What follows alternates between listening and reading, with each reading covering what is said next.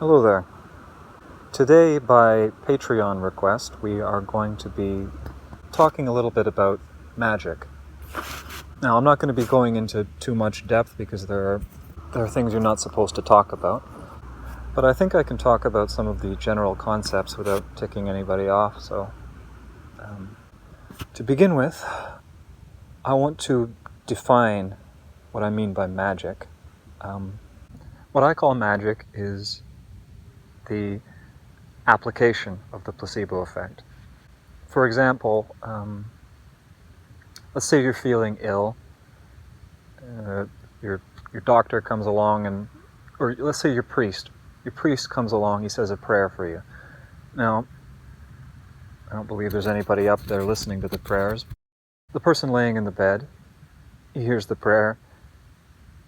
He feels like something has been done, and he feels a little bit better. His injuries hurt a little bit less, and better able to get the rest he needs to heal up. Right? Another example, say you get a blessing laid upon you. You feel that much more confident, which allows you to perform better. The reverse is true as well. Somebody casts a curse on you. If you believe that you have a curse on you, you're not going to act with confidence. You're going to make mistakes. Right? Like when you go into a test and you're certain you're going to fail, well, you've sort of doomed yourself from the beginning. So that's what I interpret magic as. So stuff like religion, that falls into what I would call magic. But also a lot of medicinal practice, I would say, falls into that as well. There were three types of what I would call magic. So the first sort was sort of an appeal to a higher power. This could be some divine spirit, a creator, etc. It could be to the spirit of this particular forest, whatever, asking for assistance. So this is basically a prayer. For example, you might appeal to the spirit of lightning to guide your arrows during the hunt, which would in turn allow you to shoot more confidently. Confidence is important, as overthinking things excludes the use of muscle memory. You would only make appeals like this at important times. You really don't want to annoy the spirit of lightning. Now, the next sort was sort of dark magic, trying to command the spirits for personal gain. An analogy could be like a witch or a sorcerer for a European culture. It's black magic. We'll talk a little bit about that later. And then the third sort is sort of an appeasement. You want the spirits on your side so that when you do need a prayer, they'll listen to you. If there are malevolent spirits, say someone's put a curse on you, you want to appease them so that they'll leave you alone. So those are the three general sorts. So I suppose I should talk a little bit about the spirits. So there's a number of varieties, right? There's the Primordial Spirits, who are sort of analogous to, I don't know, gods maybe, or angels. And the creator, the sky woman, that sort of thing. Sapling and flint. There are those greater spirits. But in traditional belief, pretty much everything has a spirit. So I've got a spirit, but this sugar maple here, it's got a spirit as well. This whole woodlot has a spirit. Just behind us, there's a field. That field has its own guardian spirit. While I'm alive, the body and spirit, there is no dichotomy. The body is the spirit. It's only in certain illnesses or at the time of death when the two become separate. A healthy body is a healthy mind, so they say, and the same thing goes for the spirit. There is no separation, there is no independence. So the spirit acts through the body, so you can keep track of it. I don't need to worry about the spirit of this sugar maple because it's safely inside of the trunk there. But when you take a life, the spirit is separated. It becomes free to take action. Now, the act of death is a traumatic experience, so oftentimes a spirit might seek vengeance on you for destroying its body. So there are rituals and procedures for whenever you're going to take a life. So when you kill a deer, there are prayers to say. You make an offering of tobacco. Right? That way the deer's spirit, it'll think, okay, yeah, you did kill me, but you were only doing your job. Right? It calms down the deer's spirit so that it has the time to forgive you.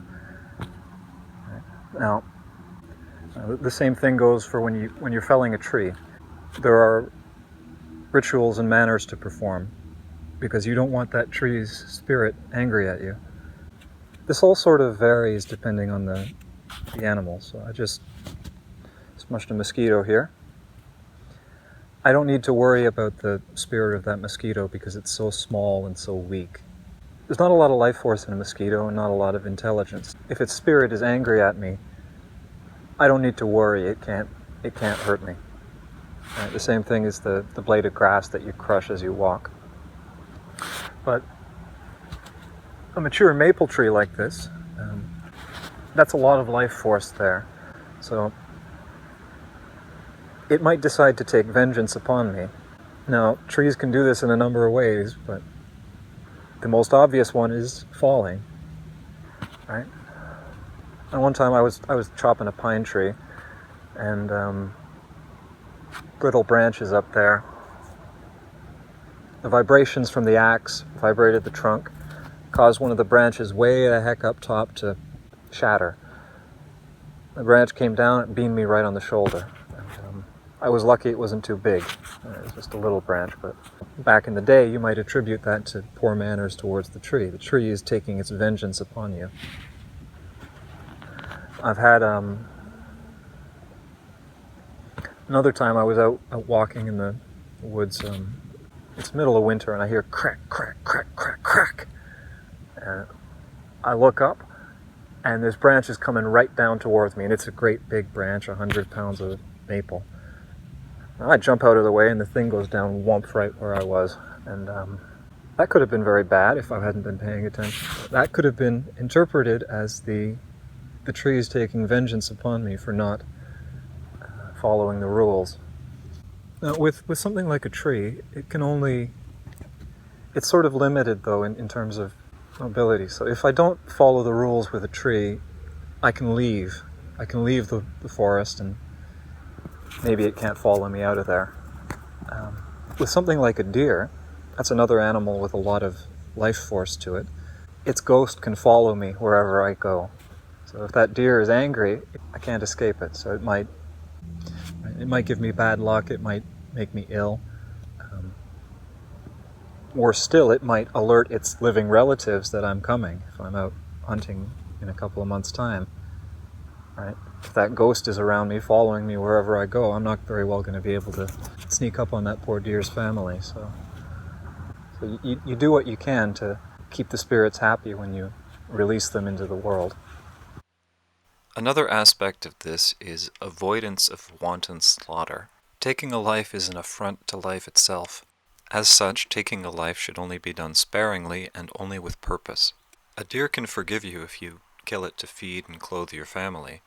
A deer can't forgive you if you kill it to mount its head on the wall, while leaving the meat and the skin to rot on the forest floor. The same goes for trees. They can forgive being turned into building material. They can't forgive being cut down and left to rot. Another aspect of this is gratitude. There's an idea among city folk that we're something separate from nature, but for the First Nations fellow, there is no dichotomy. We are part of nature. The world is a hard place, and nothing can exist without taking other life. Even the act of breathing kills. This is neither good nor bad, it simply is. As such, it's important to give thanks for everything you take, and to take no more than you're thankful for. When you eat a meal, regardless of what that meal is or how much you enjoy it, you give thanks for the spirit of that poor animal or plant that gave up its life to feed you. Another reason why you want to appease the spirits of the dead has to do with this. I suppose a translation could be like reincarnation, but maybe a better one is reincorporation. It's not so much like the simplified Hindu version where I was good in life, so now I'm a hawk, or I was bad in life, so now I'm a slug. It's not like that. It's more like if I eat a rabbit or a turkey or a deer or whatever, its tissues become my own. All right, I break down the meat of that deer, and I use it to build my own tissue, my own flesh. When a deer dies, its spirit goes into the next generation of deer, right? It doesn't exist anymore, but it becomes the next generation, right? Right. Now, if the deer's spirit is out haunting me, if it's trying to get its revenge on me, it can't go back into the population. So the deer population will be weakened by these vengeful spirits that are out haunting the careless hunters. So if you say a Thanksgiving prayer to them, right? Thank you for your life, dear. You fought well. It's over now. I'm going to make good use of you. You're going to make my family nice and strong. Thank you, dear. Right? If you say that to your deer, or whatever your variation of that is, spirit might stop for a moment and think, okay, yeah, he did kill me, but he was just doing his job. Right? He needs to eat too, so... all right, I forgive you. Right? And the deer can go off and become the next generation of deer. Now, if he doesn't do that, we're going to have fewer deer around. We're also going to have smaller and weaker deer around. We don't want that. We want nice, big, strong deer, right? Because that's where all the meat is. We want a nice, strong, healthy population. Now, the same thing goes for the trees, right? If you got an angry maple tree, it can't go and become the next generation of maple trees, which means you're not going to have as much syrup next year, right? And I suppose this also ties into the mosquitoes, right? You got angry mosquito ghosts swarming. You're not going to have the same generation, so maybe you don't want to appease the mosquitoes. Although I guess if you got enough mosquito ghosts, they could probably do some damage. 100,000 mosquito ghosts just swarming around you. Maybe that's what cataracts are. I don't know.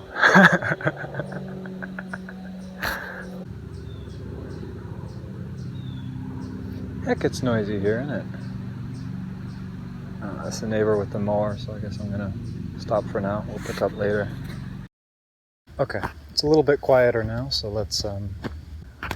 So I suppose I should talk about the human spirit. So all that I said before about the deer and the trees, that goes for humans as well. It goes doubly so for humans. So one commenter asked about sticking arrows in manure to make them infect enemy wounds. Now, I sort of brushed him off. Now, I want to talk about that. You would not want arrows to infect your enemies, because if he's dying of infection, he's not going to die on the battlefield. Right? He's going to die in his hometown a week or two later. Right? Now, that is a very bad thing to happen, because if he dies somewhere away from you, you can't do the proper ceremonies. You can't appease his spirit. So he's going to come after you. Now, a human spirit is a very powerful, very dangerous thing. You don't want to kill your enemies unless you can follow through on it, because they're going to come after you. Now, if a human spirit was after you, he could make you very sick. He could make your loved ones very sick. He can make all sorts of accidents happen. Right? He can lead the wolves to your kids when they're out playing in the woods. Right? An angry ghost can get up to all sorts of mischief. So it's a lot of work to appease an angry ghost, and it has no real guarantee of success. So one of the easiest ways to deal with an enemy ghost was to, when you kill him, you take his scalp. Now that the scalp represents a portion of his power. So if you got a portion of that ghost's power, he's going to have a much harder time haunting you, right? So going back to that initial question about infecting arrows, you don't want him to die unless you can get his scalp, because that's the only way that you can guarantee that his ghost isn't going to bother you or your family, right? Ideally, you don't want him to die at all. A prisoner has a lot of use. A scalp does not, as we're going to get into. Now, I mentioned that you've got a portion of his strength there. Something that could be done with the scalp was you could use it to command the ghost. However, this was not such a useful thing as you might think it would be. So some people have the idea that, that taking a scalp would give you a spiritual slave, right? It's not so much like that. He's still got some of his autonomy, and he's still got his anger at you for killing him. Aside from keeping the ghost at bay, it's not such a useful thing to have, right? Because all you can really do is have him haunt people. If you try and have him do anything else, he's going to try and twist your words, right? The monkey's paw type thing. You find some way to subvert your words because he hates you, because you killed him, right? Using a scalp to command a dead man's spirit was seen as sort of black magic. There's a very limited amount of good that you can do with it. Mostly all you can do is redirect that ghost's anger, setting curses and the like. It was a very bad thing to have a reputation for being this sort of sorcerer. People wouldn't trust you, they might blame you for their own misfortunes. Because if you're the sort of person who sends out curses, well, you could be sending out curses to everyone in the village, and they'd never know. I think medieval witchcraft is a pretty good comparison. Basically, the only good that you can do with one of these ghost servants is you can use it to fight off enemy ghost servants if they try and set a curse on you. So I want to talk about the spirit of locations. Every location has its spirit. It's also got a temperament, sort of. So this woodlot here, I find it very warm and welcoming. Right? It knows me, it likes me. Right? I'm its caretaker. Some other forests, they're downright hostile. Right? You go into them and you just feel this sense of not quite dread, but when there's an unfriendly dog, it's at the corner of your view, and you don't know if it probably doesn't have any intentions towards you, but you don't feel right? Or maybe that creepy guy on the bus, right? It's probably nothing, but you're probably just imagination running wild with you, but it's still unsettling. Right?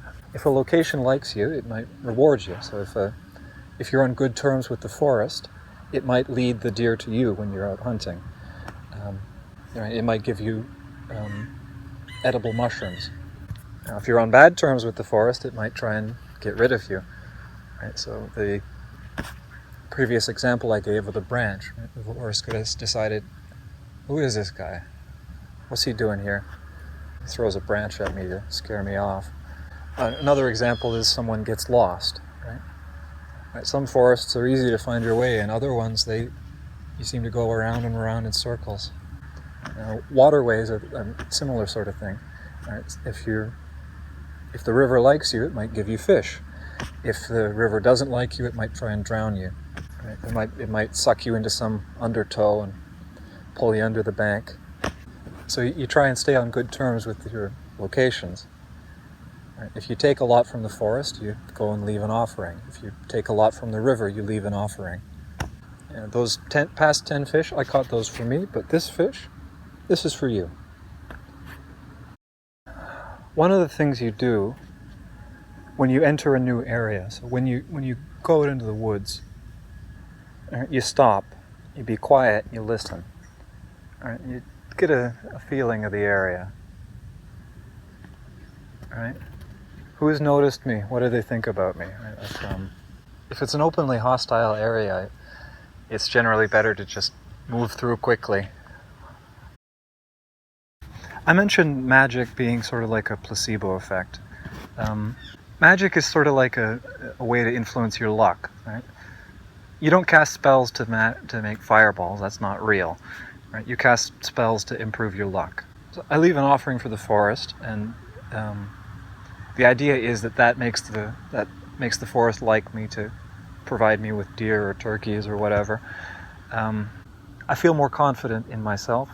Fortune favors the bold after all, so I hunt better. I have better luck in my hunt. If I've had a slew of bad luck, I might think there's some curse on me, which is sort of a vicious cycle, right? Which is going to make me less confident, which is going to make me pass opportunities by, right? Downward spiral.